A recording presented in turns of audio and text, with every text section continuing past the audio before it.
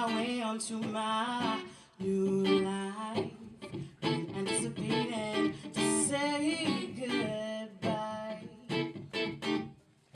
Lately, the way I've been behaving got me finding out new things about me. I know I've been anticipating, so I'm gonna run out and go to the shore.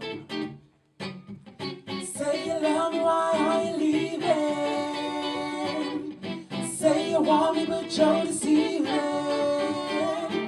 I got to get out. Because we should all be thankful. Open up your mind. Feel thine own.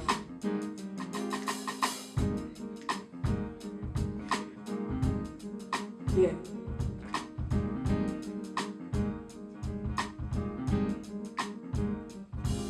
She stood there in the grass, white flowers in her hair.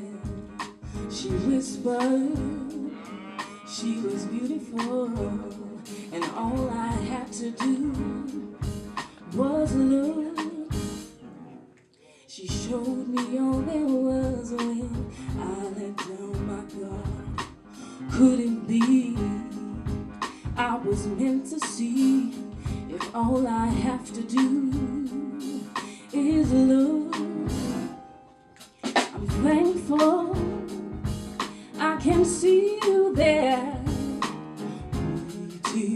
To her, so stop talking. Thankful I can breathe your air. To her, so stop talking.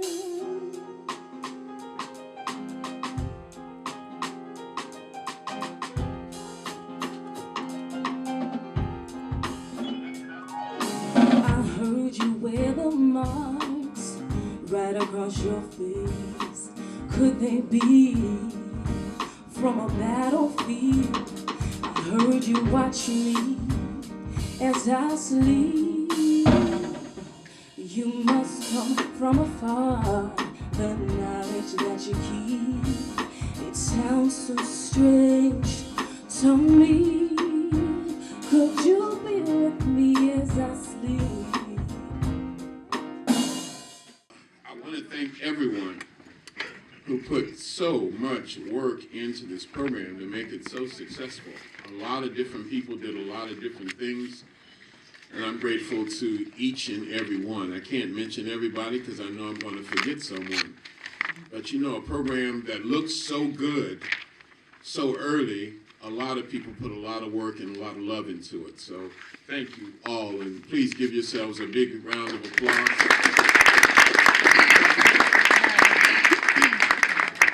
And the performers who came on early, I mean, I could have listened to them all night. In fact, I'd rather listen to them than give this lecture. So I'm going to just go sit back in my chair, and then we're going to invite them to come sing some more. No, I'm just kidding. Just kidding.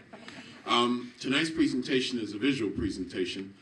So we want to see if we can turn the lights down so you can concentrate on the images. And I'm going to do this presentation in two parts. The first part specifically will be the African presence in early Europe, and then the second part will be a very, very general presentation. We can start with this image right here, which I suppose we could have called the presentation itself Black Star, because we are all black stars.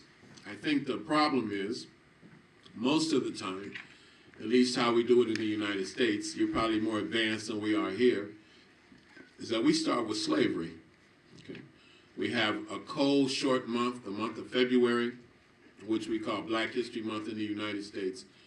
And generally what we do is we talk about great black individuals or great African individuals. We talk first and foremost about Martin Luther King, and we talk about Frederick Douglass, and we talk about black athletes, and we might even talk about Barack Obama.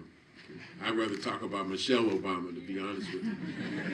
But my point is, we start way back in history instead of starting at the beginning. So tonight's presentation is going to start from the beginning. I'm still trying to see if we can get the lights off of me because it's a distraction. Now, because you don't want to see me. I want you to see the pictures. So we want to look at a time now when black people came to Europe because the economies in the Caribbean and Africa were messed up, or when black people coming here as paupers, or what we sometimes, I hear the term in France, as people without papers. But we want to look at black people at a time when Africa ruled the world. In fact, we could even say a time when black people were the only people in the world. You can start with this image right here, and this is a reconstruction by the BBC, the British Broadcasting Corporation, of what they say the first person in Europe looked like. And I'll let you figure out who the first person is and who the BBC scientist is. Now, what I don't understand about this picture is why this person, I don't know if it's a brother or sister, doesn't have any hair. Now, I don't have a problem with not having any hair. You can see I speak from a degree of experience, but not even any eyebrows. And Europe was cold at that time. It's cold now, but it really was cold then. So we can start with that. And then we have another one right here. Again, no eyebrows. And also, let's give a big round of applause to the technicians who have worked hard to make it look so good tonight. My brother and all the technicians, please give them a round of applause. Women were very prominent in Moor society. Black women were very, very prominent. The word Moor means scorched, black. They're described as black as pitch, black as a crow, black as a raven, nothing white about them but their teeth. They reintroduced forms of mathematics, like algebra, agricultural science. They were very, very profound. They told Europeans it was a good thing from time to time to change your clothes, because at the time it was a trend to wear the same set of clothes until they rotted. And then you had to put on some new clothes. I don't want to talk about anybody, but I'm a historian, okay? And I have to say these things. And the brothers and sisters were led to Spain by the general called Tariq. And Tariq stopped at a place midway between Africa and Europe that since has been known after him as Gibraltar, or the Rock of Tariq. Now it's an English colony. You can see the flag there. These are Moors in battle. This is Moorish architecture in a place called Cordoba. Moors in Spain playing chess, Moorish nobles. And you can see the Moorish nobles, black, with a black musician and a black servant giving orders to a white servant. This is where the Moors surrendered in 1492. And this is where Columbus, or Colombo, and Queen Isabella planned the transatlantic slave trade right in there. I was told that. And in this room, you can feel a sense of evil there, at least I did. This used to be the flag of Sardinia, but it was deemed politically incorrect. And so now they have the bandana over their head instead of over their eyes like blindfold, and they're being taken to the scaffold. This is from Corsica. A depiction of a Moor in Algeria, a Moorish sister. This one is interesting. This is the current coat of arms of the current Pope. And you can see here a Moorish king, not a Moor with a bandana, not an enslaved Moor, but a king. Now, what does that mean? Does that mean that his family, does that mean he has Moorish blood? Or that his family fought the Moors, or what? This is the German Pope in power right now. A Moor in Prague in the Czech Republic, enslaved. Here's one. This is from the country of Georgia, not Atlanta, Georgia, but Georgia and what used to be the Soviet Union. This is from the 19th century. And this is called Bloodstone. And this is from the 19th century. This is magnificent. I always tell people, if I ever get married again, this is what the sister's going to get. Okay? Nobody laughed. Nobody said anything. I thought I would have gotten a reaction from that. This is from England. Here's one for you. A friend of mine, Facebook friend, sent me this from Germany. And he says, Brother Runoko, Dr. Rashidi, I think you'll like this.